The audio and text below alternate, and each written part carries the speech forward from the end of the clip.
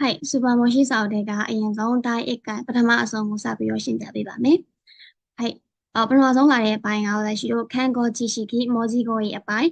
စမ်းချက်ပုံမိနစ်30ပြည့်ပေါ့နော်။はいအစဉ်ပထမဆုံးမောတိုင်းအချီကဘယ်လိုပုံစံလေးလဲဆိုတော့ရှိလို့ဒီလိုမျိုးခန်းကြီးလေးကိုလိုင်းတက်ထားတယ်။ရှိကလိုင်းတက်ထားတဲ့ခန်းကြီးလေးကိုဘယ်လိုဖတ်မလဲဆိုတာကိုတင်း3လေးတွေကရွေးပြရုံပဲပေါ့နော်။ဒီမှာလည်းရှင်းပြထားရနော်။မောတိုင်းအချီဒီ line လေးတားထားတဲ့ကိုတိုဘာဝစကားလုံးကတဲ့ဟီရာဂနာတဲ့ဒုခကိမတ်ကဟီရာဂနာနဲ့ဘယ်လိုရေးမလဲ一起你三用卡啦，等你当你这个一起班一模呢，我去多说一两的苦大菜，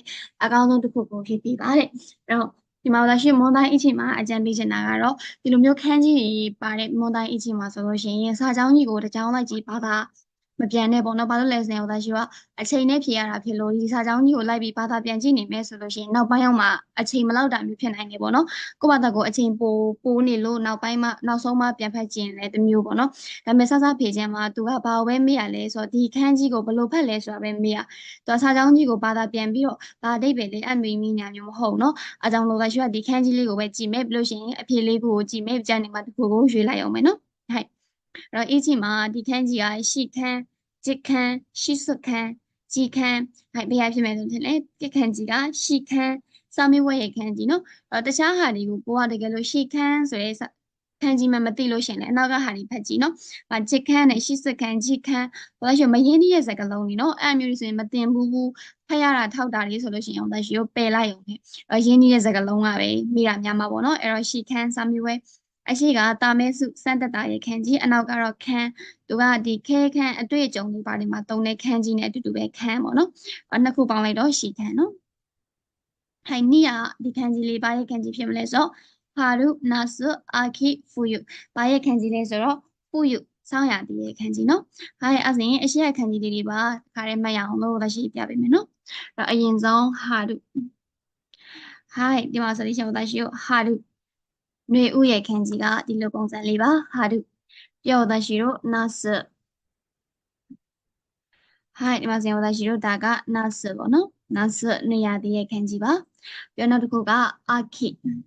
အခီစာကဝဒရှိရိုစာအုပ်ရသည်ပေါ့နော်ဒါကစာအုပ်ရသည်ရဲ့ခန်းကြီးပါနောက်ဆုံးကတော့ဒါဝဒရှိရိုရဲ့အဖြစ်ဖူယူဆောင်းရသည်ရဲ့ခန်းကြီးနော်ဟိုက်အဲ့တော့စ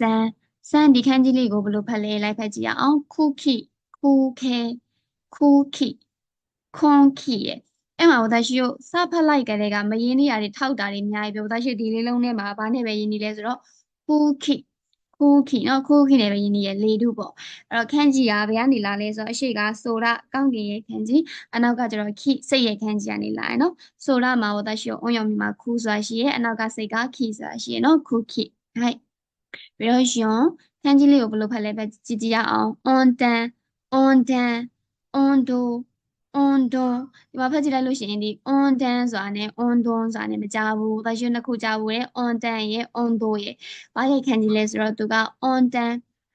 ကားမောင်းတာရဲ့ခန်းကြီးပေါ့နော်အဲ့တော့ on ဆိုတာကဘယ်ရလာလဲဆိုတော့ဟတ်ခိုဘူးတဲဆောင်တာရဲ့ခန်းကြီးကနေလာတယ်အနောက်ကကျတော့ခိုးတော့ဘူးလိမ့်ကြတာရဲ့ခန်းကြီးကနေလာတယ်ပေါ့နော်သူတို့ရဲ့ on ရောင်မီတွေမှာ on ဆိုတာပါတယ်နောက်ကခန်းကြီးမှာက dan ဆိုတာပါတယ်ပေါ့နော်နှစ်ခုပေါင်းလိုက်တော့ on dan အဲ့တော့ဒါရှိ on တို့ဆိုတာလည်းသိရနော် on တို့ဆိုတာကအကစားအဲ့ခန်းကြီးလေးဘယ်လိုရမလဲဆိုတော့ဒါရှိပြပေးမယ်နော်အဲ့တော့ on တို့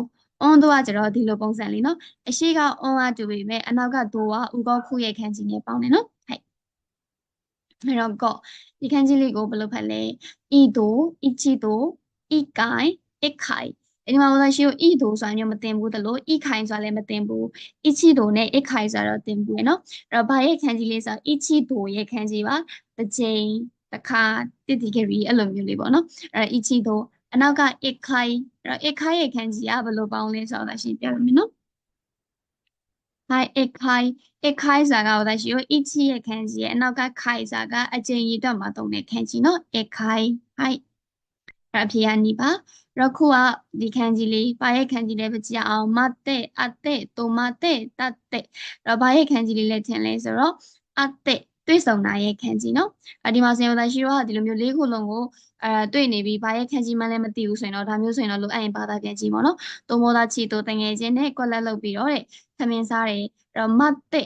အတဲ့တိုမတဲ့ဆိုတာတိုမာရီမတ်ပေါ့နော်တတဲ့ဆိုတာတချီမတ်အဲ့တော့တွေ့ဆုံပြီးတော့သမင်းစားလေးဖြစ်နိုင်တယ်ခ ဖြစ်နိုင်တယ်ပေါ့နော်စောင့်ပြီးတော့သမင်းစားမျိုးကြောင့်မဖြစ်နိုင်ဘူးပေါ့နော်အားကြောင့်မလို့သားရှိလို့အသက်ဆိုတာကိုရွေးလို့ရတယ်ဒီမှာကျတော့မသက်ဆိုတာဘယ်ကလာလဲဆိုတော့မချီမတ်စောင့်နိုင်ရခံကြီးကနေလာရနော်အဲ့ဒါကိုသားရှိလို့ဒီပေါ်ဆုံးကဟာမသက်စောင့်နိုင်ရခံကြီးနောက်တစ်ခုကတိုမသက်ဆိုတာကရက်တာရခံကြီးဒါရှိလို့ဒီမှာတိုမာဒီမှာပေါ့နော်နောက်တစ်ခုတတ်တဲ့စာကမတ်တက်ရတာကိုပြောရနော်တတ်တဲ့တာချီမတ်တာကမတ်တက်ရတာရဲ့ခန်းကြီးဒါတကယ်လို့ဒါရှိရဒီလေးခုလုံးကကိုယ်နဲ့ရင်းနှီးနေတဲ့ခန်းကြီးကိုလည်းမသိဘူးဆိုရင်တော့အဲ့လိုခါမျိုးမှာတော့ဘာသာပြန်ကြည့်ပေါ့နော်ဟဲ့ဒါကမှကျော်ဒီခန်းကြီးလေးကိုဘယ်လိုဖတ်လဲဆိုဖွေတဲ့ဟီတဲ့ဥကောဤတဲ့စိတ်တဲ့ဘာရဲ့ခန်းကြီးလဲဆိုဥကောဤတဲ့ဥကောခိမတ်ရဲ့ခန်းကြီးပေါ့နော်အဲ့အရှိကဖွေတဲ့ဘာရဲ့ခန်းကြီးကနေလာလဲဆိုဖူခိမတ်မှုတ်တာရဲ့ခန်းကြီးပေါ့နော်ဟဲ့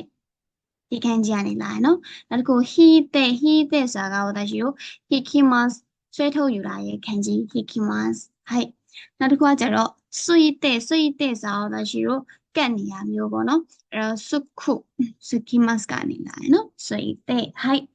အဲ့တော့ဟာချီကကျတော့ဒီခန်းကြီးလေးဘယ်လိုဖတ်လဲဆိုအိုဆိုခုအိုခုဟာယာခုအီစောကရှိခုဘာရဲ့ခန်းကြီးလေးလဲဆိုတော့ဟာယာခုစောဆိုတဲ့အဓိပ္ပာယ်နော်အဲ့ဆိုဒါရှိကိုအိုဆိုခုဆိုတာကနောက်ကြတာပေါ့နော်အဲ့တော့နောက်ကြတာရဲ့ခန်းကြီးလေးဘယ်လိုပေါင်းလဲဆိုတော့ဒီလိုမျိုးပေါင်းပါတယ်အိုခိုထဲမှာဆက်ခန်းကြီးနောက်တစ်ခု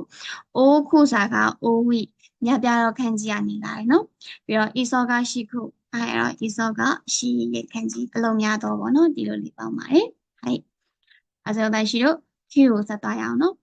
ဒီရဲ့ခန်းကြီးလေးဘယ်လိုဖတ်လဲဟီရိုဤဆယ်မာဤဖူရိုဤစာမွဤဘာရဲ့ခန်းကြီးလေးလဲဆိုတော့ဟီရိုဤကျဲတော်ရဲ့ခန်းကြီးနော်အဲဆိုဒါရှိဆယ်မာဤရဲ့ခန်းကြီးကဘယ်လိုလေးလဲဆိုတော့ဒီလိုပုံစံလေးပါဆယ်မာဤဟဲ့နောက်တစ်ခုကဖူရိုဤ